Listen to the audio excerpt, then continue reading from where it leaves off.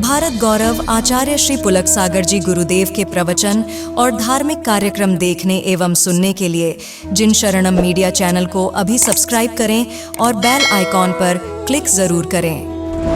वाणी अंतरंग का दर्पण हुआ करती है।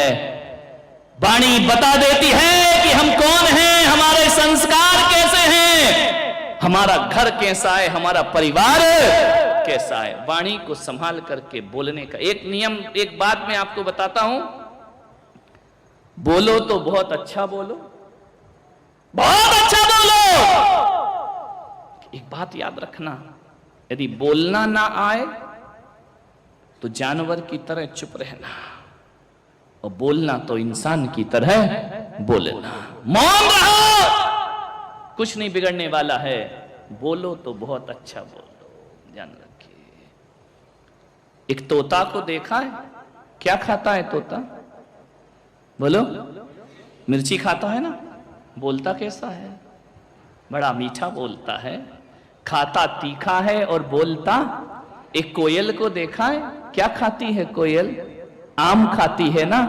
खट्टे खट्टे आम खाती है और मीठा मीठा बोला करती है। और आदमी की जिंदगी देखो, ये मावा मिश्री खाया करता है और तीखा तीखा बोला करता है। अरे हमसे अच्छे तो वो परिंदे होते हैं। ध्यान रखिए, जो खट्टा खाते हैं और मीठा बोलते हैं, तीखा खाते हैं और मीठा बोला करते हैं। इंसान बोलने की कला सीख जाए। वाग दीक्षा बोला है भगवान महावीर ने इसे। शरीर की दीक्षा आसान है, वाणी की दीक्षा कठिन हुआ करती है। वाणी की दीक्षा लीजिए, वाग दीक्षा, भाषा समिति, वचन गुप्ती, हितमित प्रिय बोलना, ये महावीर के मुख्य धर्म हुआ करते हैं। मान्यवर। जो आदमी ईंट का जवाब पत्थर से देता है, जो आदमी गाली का जवाब गोली से देता है, मेरी नजरों में वो कभी भगवान नहीं बन सकता। जो थप्पड़ का जवाब हाथ जोड़कर देता है और जो गाली का जवाब गीत से दिया करता है, वही आदमी परमात्मा तत्व को उपलब्ध हुआ करता है। गाली का जवाब गीत से देना सीखो, थप्पड़ का जवाब हाथ जोड़कर देना सीखो, आपके जीवन में परिवर्तन जरूर आएगा। मान्यवर, शब्द वो चाबी हैं, इनका सही इस्तेमाल कर लिया जाए तो ध्यान रखना, हजारों के बंद दिलों को खोला जा सकता है। और शब्दों का यदि दुरुपयोग कर दिया जाए तो अपनों को भी पराया होने में ज्यादा देर नहीं लगा करती है। शब्द संभाल के बोलिए, जीवन को समझिए। हमारे देश के राष्ट्रपति एपीजे अब्दुल कलाम आजादी के बाद देश को अब्दुल कलाम ऐसे राष्ट्रपति मिले जिनका कोई मुकाबला दुनिया में नहीं हुआ करता है। मुसलमान होने के बाद जिन्होंने कभी धर्म और संप्रदाय और कट्टरवाद को स्थान नहीं दिया, एपीजे अब्दुल कलाम वो व्यक्तित्व है जिन्होंने हमारे जैन समाज के धर्माचार्य आचार्य महाप्रज्ञ, जिनके पास अपना जन्मदिन मनाने पहुंचा करते थे। ध्यान, तेरापन समाज के बहुत बड़े आचार्य हुए आचार्य महाप्रज्ञ। इस देश का राष्ट्रपति, इस देश का वैज्ञानिक एक जैन आचार्य के साथ बैठकर अहिंसा पर किताब लिखा करता है। ध्यान रखिए, वो व्यक्तित्व एपीजे अब्दुल कलाम। कौन कहता है राजनीति में अच्छे लोग नहीं होते? अब्दुल कलाम को देखो, इनसे अच्छे दुनिया में कोई और नहीं होते। ध्यान रखिए, ऐसा व्यक्तित्व, बहुत गरीब घर से थे वो, इमली के बीज बेच बेच करके जो पढ़ाई किया करते थे, एक दिन अपने घर में भोजन करने बैठे और जैसे ही भोजन करने लगे, साथ में पिताजी भी बैठे थे। पिता की थाली में जली रोटी आ गई पिता ने कुछ ना कहा, चुपचाप जली रोटी खाते रहे। मां ने देखा कि इनकी थाली में जली हुई रोटी है। वो आई, आकर के बोली, मुझे क्षमा करें, गलती से रोटी जल गई और मैंने तुम्हें परोस दी है, मैं तुमसे क्षमा चाहती हूं। कैसी वो पत्नी रही होगी, कैसे वो व्यक्तित्व रहा होगा। अब्दुल कलाम के पिता मुस्कुराए, उन्होंने कहा, पगली तू नहीं जानती, जली रोटी का स्वाद ही अलग हुआ करता है। इतना स्वाद आ रहा है इस जली रोटी में, जो शायद सही रोटी में मुझे इतना स्वाद नहीं आता। बड़े प्यार से खा गए उस रोटी को। अब्दुल कलाम ने पूछा कि अब्बा जान, सही बताओ, जली रोटी बहुत स्वादिष्ट होती है क्या? तो इस देश का व्यक्ति क्या बातें रखता है। उसने कहा, बेटा, ये तो तू भी जानता है कि जली रोटी स्वादिष्ट नहीं होती, तो फिर आपने अम्मी से ऐसा क्यों कहा कि ये जली रोटी बहुत स्वादिष्ट है, मुझे बहुत अच्छी लगती है? बोले, बेटा, जली रोटी मेरा कुछ नहीं बिगाड़ सकती, लेकिन जले हुए शब्द उसका सीना छलनी कर देते, इसलिए मैंने चुपचाप ये जली रोटी खा ली। क्या फर्क पड़ता है, एक जली रोटी खाने से मैं उसका सीना नहीं जला सकता हूं। अब्दुल कलाम की आंखें भर गईं। एक व्यक्ति घर परिवार में इतना संवेदनशील हो सकता है। सूरत वालों, मैं आपसे कहता हूं, पशुओं के प्रति संवेदनशील होना बहुत आसान काम है, पड़ोसी के प्रति संवेदनशील होना आसान काम है, लेकिन परिवार में संवेदनशील होना बहुत कठिन काम हुआ करता है। परिवार में संवेदनशील बनो, सुख शांति की तलाश अपने घर से प्रारंभ करिए। ये मंदिरों से स्वर्ग नहीं मिलता है, स्वर्ग घरों से मिलता है। एक बच्चा स्कूल जाता है, पढ़ने में कमजोर है, रोज स्कूल जाता है। एक दिन जब वह स्कूल से घर लौटा, तो घर लौटने के बाद उस बच्चे ने अपनी मां के हाथ में एक पत्र दिया। मां ने पत्र खोला, बोले, बेटा ये बताओ, ये पत्र किसने दिया है? बोले, प्रिंसिपल ने ये पत्र दिया है कि जाओ ये पत्र अपनी मां को दे देना। मां ने पत्र खोला, जैसे ही पत्र पढ़ा, आंखें छलछला गईं आंसुओं से। बच्चे ने पूछा कि मां, ऐसा क्या लिखा है इस पत्र में? बोले, कुछ मत पूछ बेटा। बोले, ऐसा क्या लिख दिया कि तेरी आंखें भर आई? मां ने कहा, कुछ नहीं, तू चिंता मत कर। बच्चे ने कहा कि मां, तू रोएगी तो मेरे भी आंसू आएंगे, बता इस पत्र में क्या लिखा है? बोले, बेटा, इस पत्र में लिखा है कि तेरा बेटा बहुत होशियार है, तेरा बेटा बहुत बुद्धिमान है, तेरे बेटे जैसी बुद्धि किसी के पास नहीं, और हमारे स्कूल का स्तर बहुत नीचा है, हम आपके बच्चे को पढ़ा नहीं सकते हैं, इसलिए मोहतरमा हम आपसे ये कहते हैं कि अपने बच्चे को घर में ही पढ़ाओ। बच्चे ने कहा, मां, ये मेरे प्रिंसिपल ने लिखा है? बोले, हां। ठीक है बेटा, आज से स्कूल नहीं जाना, मैं तुझे घर में पढ़ाऊंगी। भाई, घर में पढ़ाती है, लिखाती है, स्कूल जाना बंद कर देती है। तू किसी स्कूल में नहीं जाएगा, ये मां तुझे पढ़ा लिखा कर योग्य बनाएगी। मालूम है कौन था वो बच्चा? मालूम है?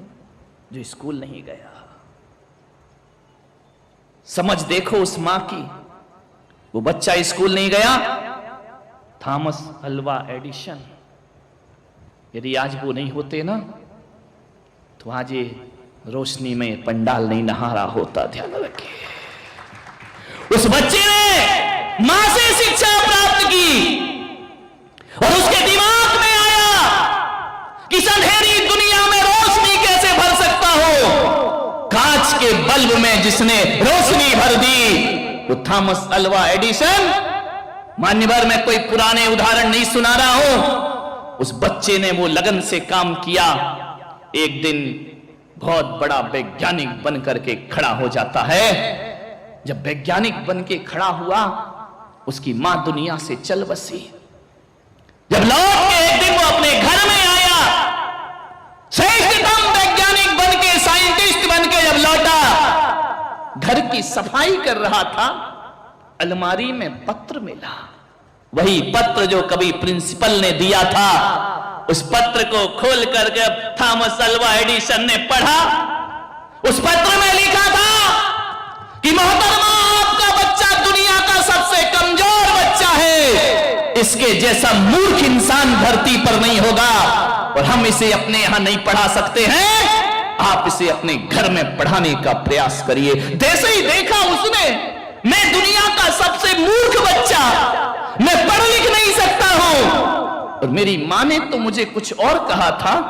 मेरी मां ने तो कहा था तू सबसे ज्यादा इंटेलिजेंट बच्चा है। उस जैसे ही उसने पढ़ा, आंखों से आंसू झरझर जार जार आंसू गिरने लगे। उसने कहा, मेरी मां, इतना बड़ा ज्ञान एक मां के सिवा दुनिया में कोई नहीं दे सकता है। उस मां ने शब्दों को बदल दिया। शब्दों को क्या बदला? यदि मां शब्द नहीं बदलती तो उनका बेटा गांव का गंवारिया बन करके रह जाता। मां का विश्वास था कि स्कूल इसे भले ना पढ़ा पाए, लेकिन मैं जो पढ़ाऊंगी। और उस मां ने शब्द बदल के अपने बेटे को विश्व का सबसे बड़ा वैज्ञानिक बना करके खड़ा कर दिया। ये शब्दों का खेल है। मान्यवर, आपसे निवेदन है, शब्दों पर ध्यान दीजिए।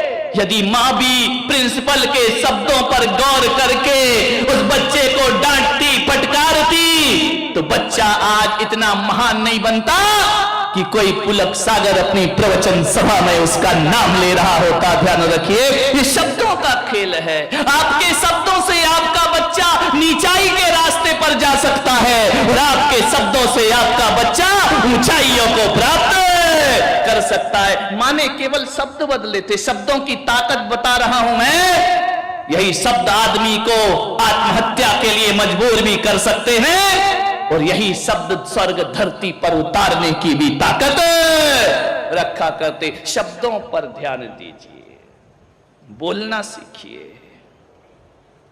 मान्यवर, आपसे निवेदन है, हमारा बेटा है, इसे बोलने का सलीका नहीं है। लेकिन उस बच्चे ने कहा कि महाराज, जरूर मैं बोल देता हूं, लेकिन बाद में मुझे बहुत एहसास होता है। मैं क्या करूं महाराज, मुझे कुछ बताओ, मैं क्या करूं?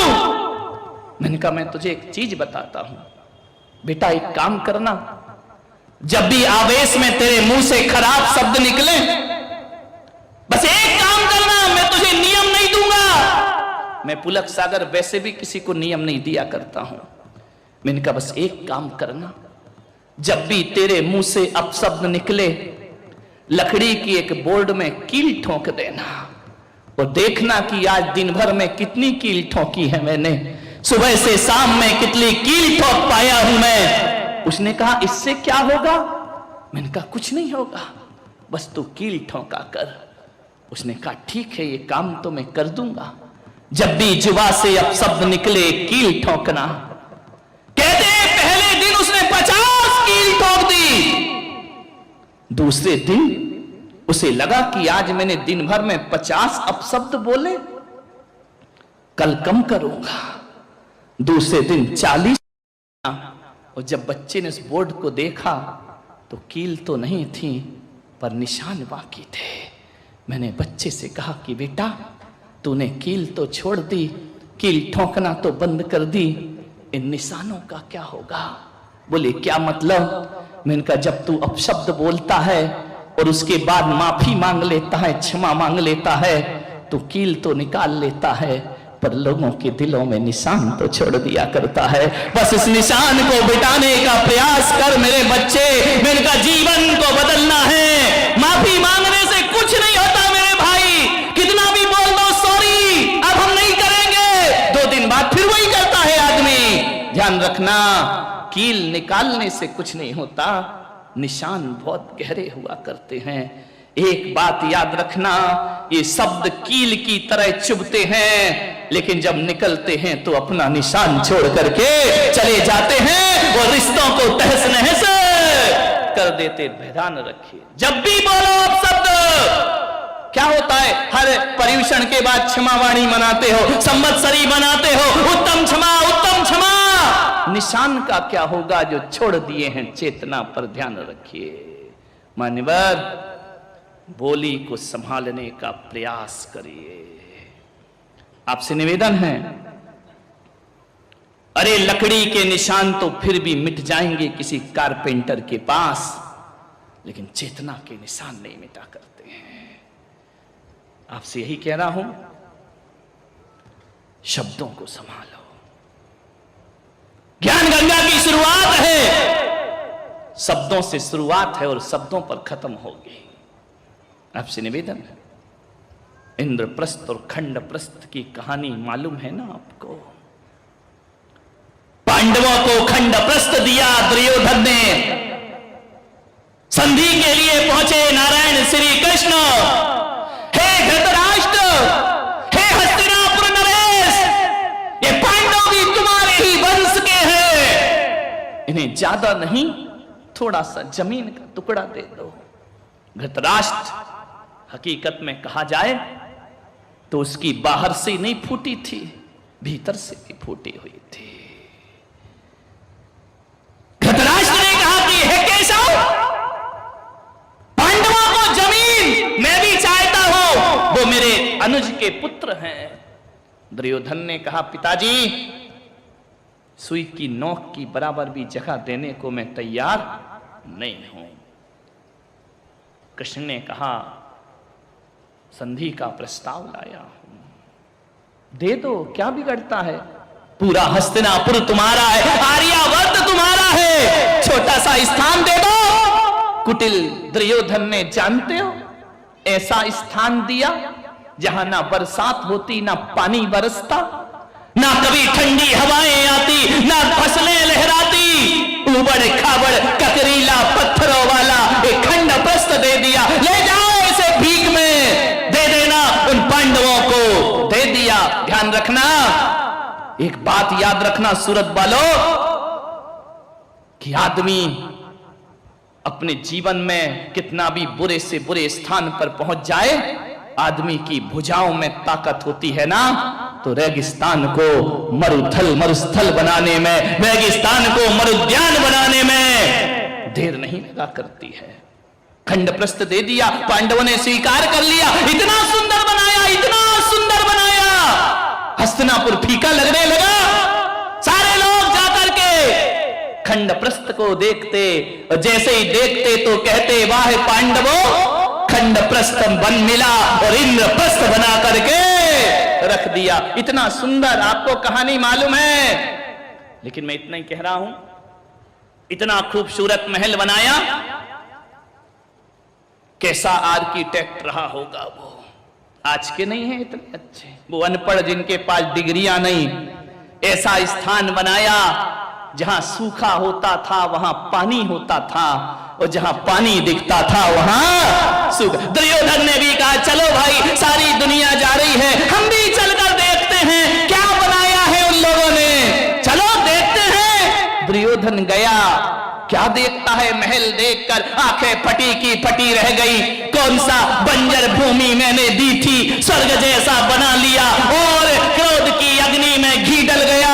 दुर्योधन ने कहा ऐसा क्या किया इन मायावियों ने। अंदर जाकर के देखा, जहां पानी था, धोती पकड़ के चल रहा है दुर्योधन, भीग ना जाऊं, कपड़े ना गीले हो जाए। आगे बढ़ा, जब देखा तो पानी खत्म है, और जैसे ही देखा खतरा टल गया, धोती चढ़ी, चलते जा रहा है, असावधानी हुई, पैर फिसल गया, छपाक से पानी में गिरा। झरोके से आवाज आती है अट्टहास की।